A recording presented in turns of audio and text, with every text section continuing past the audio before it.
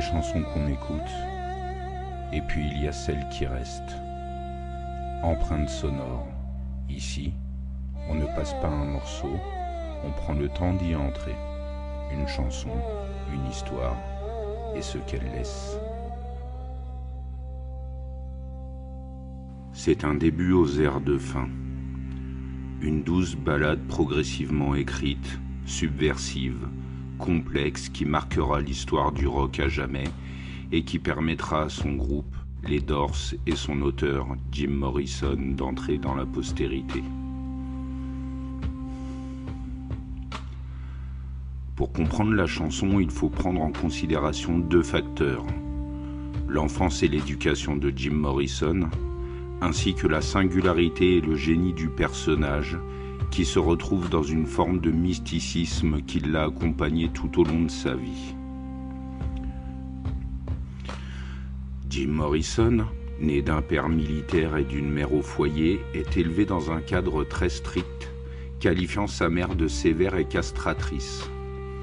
Élève brillant que l'on pourrait qualifier aujourd'hui avec son QI de 149 de HPI, il n'en reste pas moins asocial et se réfugie énormément dans la lecture.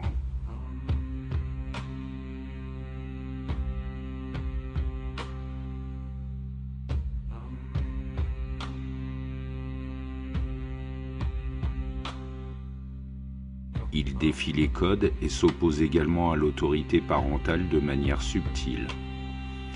Il entretiendra des journaux jusqu'à ses études secondaires, période où il décide de jeter tous ses écrits. Un acte libérateur pour lui qui lui permettra d'affiner son style poétique et en composera même Horse Latitudes qui figure sur le deuxième opus du groupe, Strange Days. Au collège, il suivra des cours de philosophie de la contestation et psychologie des foules, allant jusqu'à amener l'idée de névrose collective et la notion de thérapie de groupe dans son mémoire final. C'est après cette période qu'il fera ses premières expériences en matière de drogue, fréquentant les quartiers chauds de Los Angeles, car il est inscrit à l'UCLA.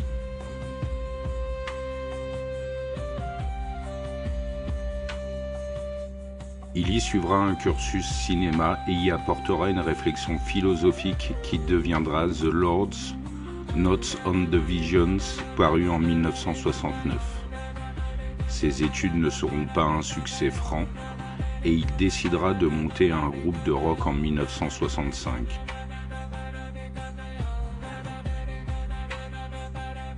Fondé avec l'aide de Ray Manzarek, avec qui il a partagé les bancs du collège, The Doors est choisi comme nom par Jim Morrison sur la base de cette justification. Il y a le connu, il y a l'inconnu. Entre les deux, il y a la porte, et c'est ça que je veux être.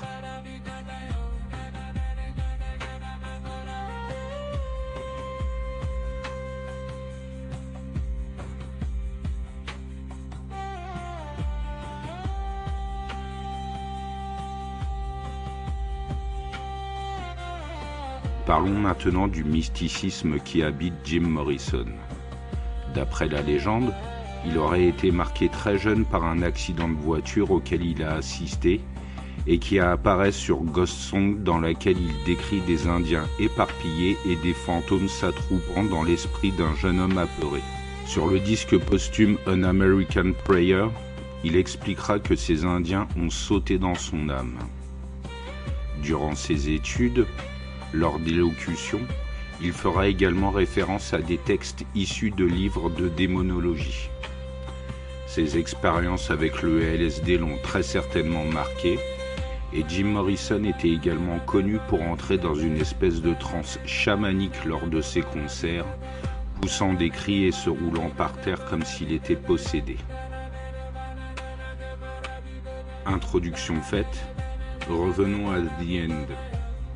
Cette chanson, Jim Morrison l'a écrite suite à sa rupture avec Mary Werbelow et sera jouée par le groupe lors de leur représentation au Whisky à Gogo, nightclub de West Hollywood, alors qu'ils viennent de signer chez Elektra pour un contrat de 6 albums.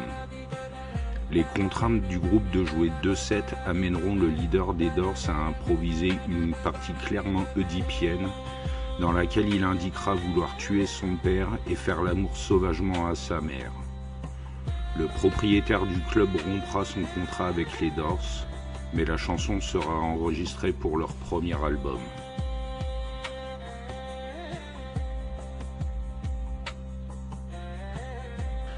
Jim Morrison la décrira comme un adieu à une fille, mais aussi un adieu à l'enfance. De par son affection pour la psychanalyse et le chamanisme, The End est également une plongée introspective et spirituelle. Dans sa forme de pratique chamanique, les individus se retrouvent face à un serpent représentant leur démon et doivent soit le tuer, soit le vomir. La chanson est d'autant plus intéressante qu'elle prend tout son sens dans le film Apocalypse Now de Francis Ford Coppola. Le morceau servira d'intro et d'outro à cette œuvre de plus de 3 heures, mais le souvenir du texte est présent tout au long de l'œuvre. On y retrouve un Martin Sheen profondément marqué par son premier tour au Vietnam, ayant pour mission de tuer Marlon Brando, colonel fou réfugié aux frontières du Cambodge. Martin Sheen sait que la guerre le tue, mais ne veut pas être à un autre endroit et attend sa mission entre abus et délire paranoïaque. Afin de l'accomplir, il sera véhiculé sur un fleuve par un équipage de marins pour arriver jusqu'au fief de Marlon Brando. De mon analyse, le personnage de Martin Sheen a laissé son âme à la guerre. La descente du fleuve, orchestrée par les horreurs, la folie, les massacres, viols et autres actes permissifs, est comparable à la descente de l'Achéron, le fleuve des enfers où Charon mène sa barque dans la mythologie grecque, dont les abords sont peuplés des âmes en peine. La confrontation finale entre Martin Sheen et Marlon Brando est rythmée par The End, délivrant le sens chamanique du texte accentué par la violence des images.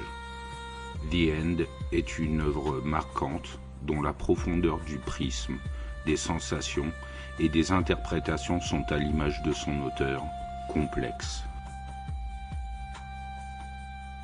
C'était Empreinte sonore, bonne écoute à vous.